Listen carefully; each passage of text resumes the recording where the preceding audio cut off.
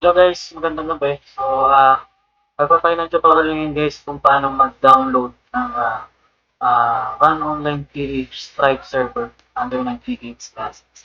Yan po yung i-stream natin. No? So, yan po ay 4 years and 3 months na na server. Tara guys. So guys, open na ngayon ng Google Chrome. Ilalagay ko guys sa description sa baba yung download link at saka yung website para pinakamerapan mag-search.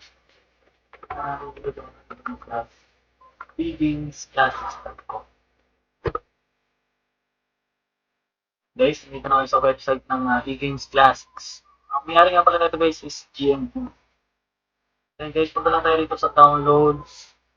And then, itong Stripe server. So, meron din pala sila guys dito na auto-jump. Online page Stripe server. So, title dito guys, it's either Mediafire or Google Drive. So ako, mas prefer ko lahat is Mediafire. No? Mediafire tayo.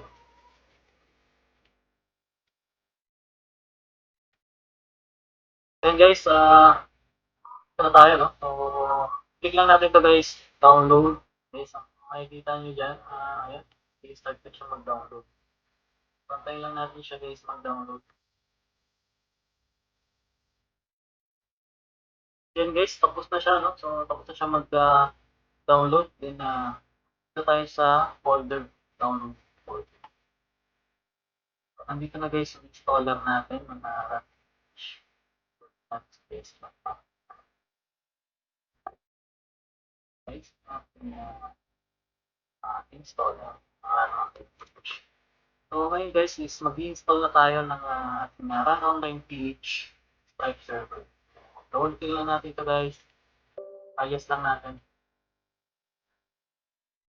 Ngayon guys, no, isang reminder lang guys, no, upon installation ng ating Run Online PH, no, so, ang advice ko is i-off nyo muna yung antivirus, kung may antivirus mo kayo, tsaka yung inyong Windows Defender. So, yung mga cases kasi na nako-corrupt yung file pag naka-open yung antivirus tsaka Windows Defender. So, wala naman tong virus guys. Kaya, safe yan, safe yan. So, off nyo lang saglit and then after mag-patch ng mga game, then yun nga na ulit yung mga antivirus. So, na tayo. Ayan. So, ayan. And next lang natin. Start. Then guys, no, start na siya ng installation. So, yun lang natin guys sa matapos. And guys, malapit na siya matapos. No? 5%.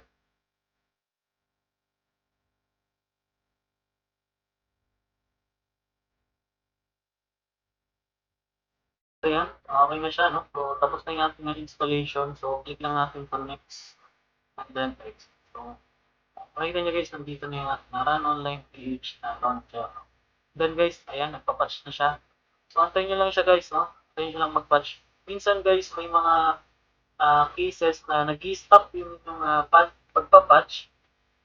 So, pagka nangyari yun guys, hindi talaga siya umuusad, gawin nyo guys is cancel patch and then reopen nyo lang ulit yung app. No? I-open nyo lang siya ulit hanggang sa matapos yung buong patching. Guys, kaya na natin siya matapos. Guys, don't forget to off your antivirus and Windows Defender para walang problem yung ating installation. No? Yung matagal lang po. And guys, so tapos na siya mag-patch. So lumabas na yung game start. No? And then guys, so ang next step natin is registration. So, makikita ko yung button dito na register account. So, wag to guys, so hindi dito ang ating registration. So, para mag-register guys, click nyo muna itong game start. Ayan. So, ayan, open yung ating Teams classes.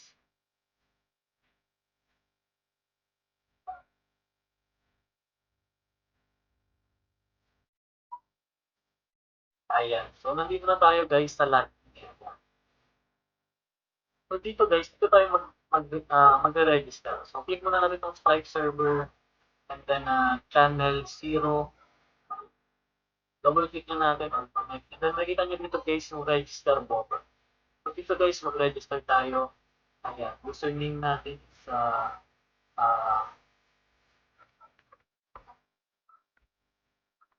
ayan. Ngayon guys, password na to. Ang password guys is bawal ng special characters. So, minsan kasi nagkakaroon ng cases na nakapaglagay kayo ng special characters. So, hindi na-accept. So, hindi kayo nagre-register ng successful. So, kailangan guys walang special letter. So, pwedeng combination guys isang uppercase, lowercase, and then upper. So, caps letter, tapos maliliit, and then upper. Pwedeng combination.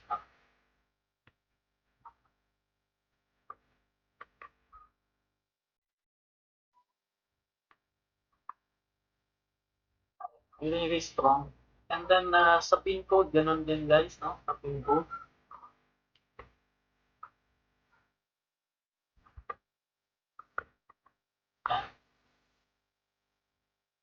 Guys, lagi nyo itatabi, lagi nyo natandaan yun yung pin code, no? Kasi important yan guys, kapag change password kayo. So, kaya kailangan guys, yung details ng inyong account is nakasave, no? And then, email.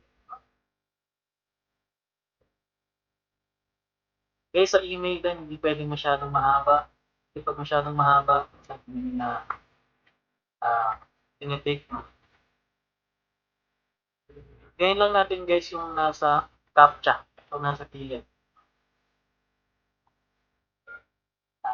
Then, click na natin OK. Ayan. Kita nyo guys, registration successful. And then, okay. Ayan. Mag-login na tayo guys.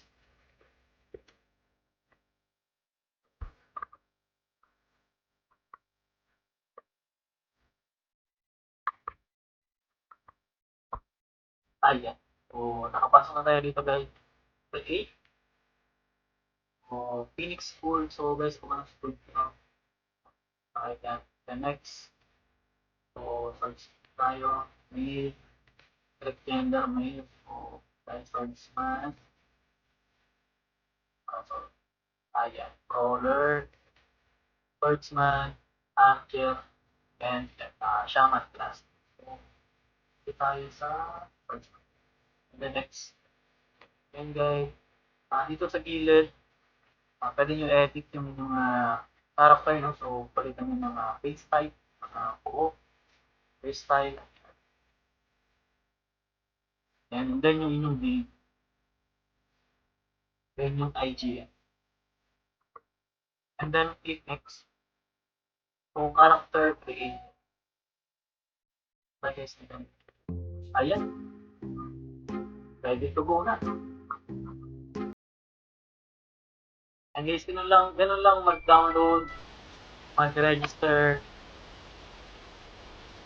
at mag-create ng account. Ganun guys. Thank you sa inyo guys. So, don't forget to like and subscribe. Enjoy guys and happy leveling. Thank you. Peace you.